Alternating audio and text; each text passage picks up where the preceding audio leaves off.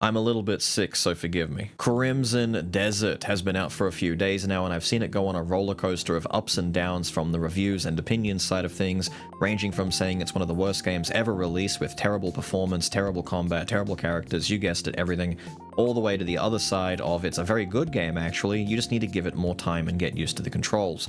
So after putting about 25 to 30 hours in myself over on stream, I wanted to dip in and give some answers, some context, and some thoughts and opinions to help the guys still sitting on the fence figure out if it's actually for them or not. But for the 5-minute guys who just want to get in, get some answers, and leave, let's speed run through some of these points real quick. Performance is good. There's been no stuttering, no tearing, no glitches, no crashes, nothing even remotely close to that for me in my entire time playing the game.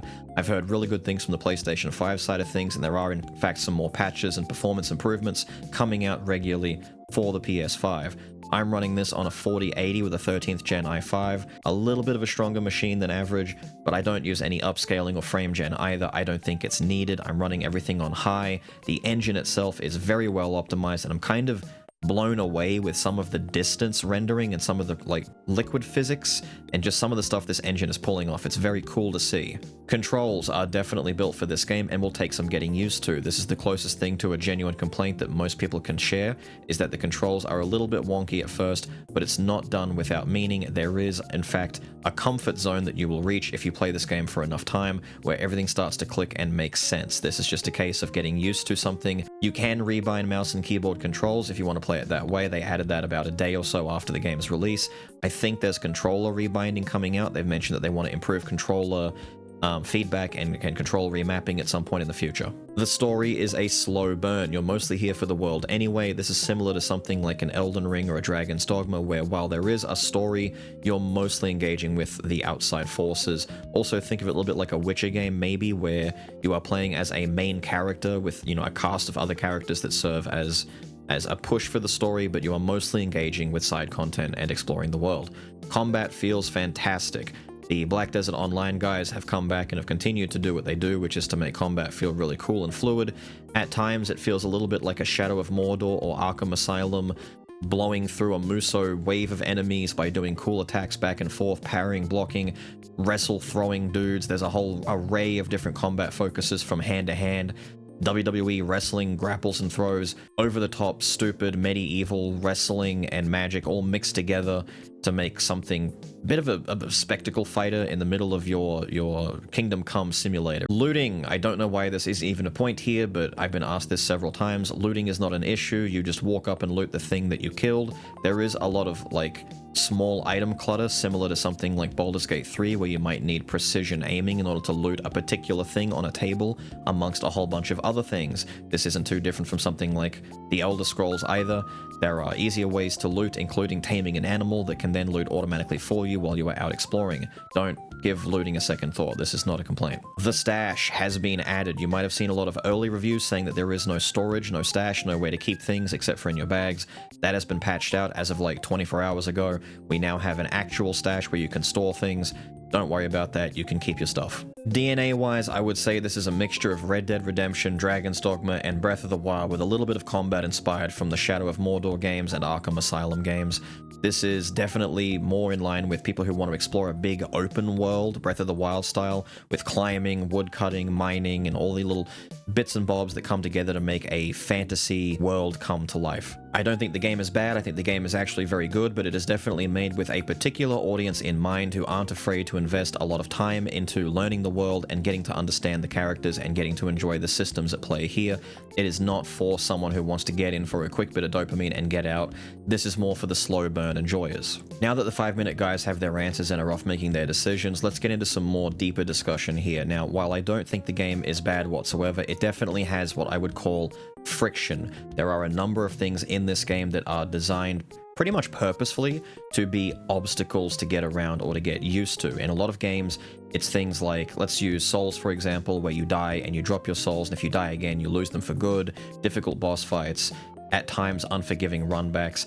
This is what I consider friction and difficulty in games, where it wants the player to engage with it and overcome it. It's a challenge kind of deal.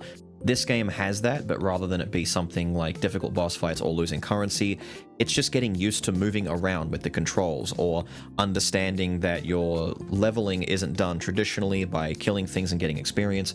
You need to complete challenges to get talent points that you then use to unlock new abilities and improve your stats. There's just different ideas at play here that you need to engage with, and the more you play it, the more you get used to it, until eventually it isn't even something you care about anymore. But that initial friction is going to put some players off, and I think that's where a lot of these early bird negative reviews are coming from. Now, this is clearly made with a particular audience in mind. There will be those who will just never like something like this, no matter how many hours they put in, and that's 100% fine and okay. There are people who didn't like Expedition 33, Baldur's Gate, Elden Ring, GTA, Sekiro. Doesn't matter. Breath of the Wild, it doesn't matter. There will always be someone out there who doesn't like the good thing, even if it's been praised by everyone else as being one of the best things ever. There will be someone who doesn't like it. There are people out there who don't like chocolate. There are people out there who don't like sex. There are people out there, though, who have a hard time separating what makes a game actually bad versus whether it's something that they personally can or cannot enjoy. So let's go over a few things to further help you decide whether this is for you or not. So firstly, the world, like I said before, it is huge. The game was originally meant to be a prequel MMO to Black Desert Online, but it was changed at some point through development into a single-player game. You can still feel this at many times, with there being a lot of side content like helping NPCs with small tasks, hunting bounties, gathering resources like ore, wood, and leather. The list goes on. There's a lot of soft MMO charm here. Not enough that I would say it's anything like Where Winds Meet, which is a proper, like, MMO light, but you can definitely feel the MMO DNA in here. If I had to describe it, I would say it's like an MMO without the multiplayer and without the online. So it's an MMO without the second M or the O. It's just a massive RPG. It's a great big world made just for you. But this can also be a negative for some players because the world is so big with so much stuff jammed into it. It's possible that you'll struggle to stay focused on a main objective, or that you'll burn out from the sheer amount of exploration and side content to engage in. Games like Kingdom Come Deliverance and The Witcher come to mind here. But if you like the idea of becoming heavily invested in a massive world full of charming NPCs, beautiful scenery, and immersive quests and minigames, then you'll fit right in. You'll chop or perhaps palm strike trees that will then fall down, that will let you chop them up for some wood, mine for ore, hunt animals for skin, and then use these resources to improve your gear at the smith. Then maybe do a little fishing and cook up some meals for healing, or maybe sell them to make some extra cash on the side. You can give generously to the homeless to improve your standing within the city, or become a thief and steal your way to riches at the expense of your reputation. Afterwards, maybe you'll go horse drifting through the streets and try your best not to get arrested. But enough with the good. How about some genuine negatives? Now, I already spoke about the combat, but I want to focus specifically on the talent trees for just a moment, because this might be one true gripe I have with the game. As you complete challenges, you'll be rewarded with these special Abyss Cube objects. For the sake of ease, we'll call these talent points. You need them for your talent tree so that you can unlock new abilities and improve your base stats. However, these points are shared across the characters that you get to use, so if you've spent a lot of time upgrading one character, you'll need to save up new ones in order to invest in extra characters as they come along. From what I understand, the passive upgrades like health, stamina, and spirit are shared across the roster. However, combat abilities are not, and this can make it less satisfying to try out a new character whenever you access them, or discourage you completely from investing too highly in someone else that you're not comfortable with.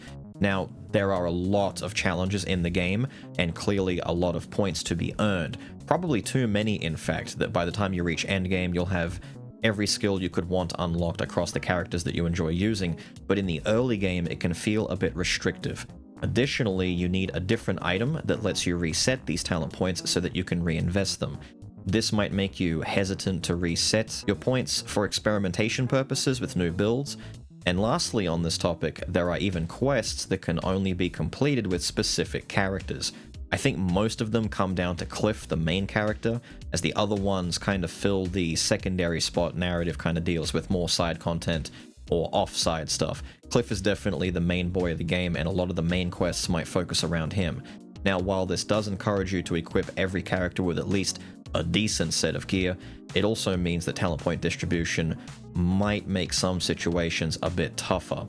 After I unlocked my first new character, I reset my points, and invested heavily into the new one, only to find out that, as I said, many of these quests can only be done with particular characters. It was a lot less fun doing these quests with a bare-bone character lacking any of the fun skills that I've been using up to that point. You can get around this by simply investing points evenly among the characters, or just continuing to play and unlock enough points to fill any gaps you have in your playstyle, or worst case scenario, just invest heavily in Cliff. But with that out of the way, the negative section is over. Everything else so far I have found fantastic, and I can't stress enough that a lot of the criticism I've seen circling Crimson Desert has been disingenuous from people who barely dip their toe in and are quick to say the game is bad, rather than simply acknowledging it isn't the kind of game that they enjoy. I do want to preface though that there is no shade thrown at anyone who has given the time to invest in the game. There are a couple of reviews that I've seen on Steam that even acknowledge this later, where they themselves refunded the game and then went on to invest some time into watching streamers, YouTubers, or just looking into the game more, and found that maybe they would have enjoyed it if they've had more time to invest in it without the risk of no longer being able to refund it. I think refund reviewing might be one of the most damaging things to gaming at the moment from just like a review perspective. It really sucks. There are plenty of people out there who have invested 10, 20, 30, 40 hours in the game and will still not come to grips with the controls. They still don't like the story, they don't like the world, they don't like the characters. That's perfectly fine. My main gripe is with the guys who invest 1 or 2 hours in the game. They've spent more time in the settings putting on DLSS and ray tracing and upscaling. They don't like the way the game looks, they don't like the controls, and they immediately refund the game. But enough of this nice guy stuff, I know what you're really here for. The game is bad, you're bad, got him. The world is too dense, you and Osmium would get along well. Clunky controls, brother, I've seen you walk, I figured you'd be used to it by now. The world is empty, go outside, lots to do out there. Not enough gay in the game, you alone can meet the entire quota for us, so come play, we need you. I'm not exactly a Japanese woman from the 1500s, but it never stopped me from enjoying Neo or your mother. But with all of that said and done, I've got to get out of here. I hope this video has made you feel a certain way, and I'll see you next time. I'm gonna go RKO a green skin. Watch out, watch out, watch out, watch out!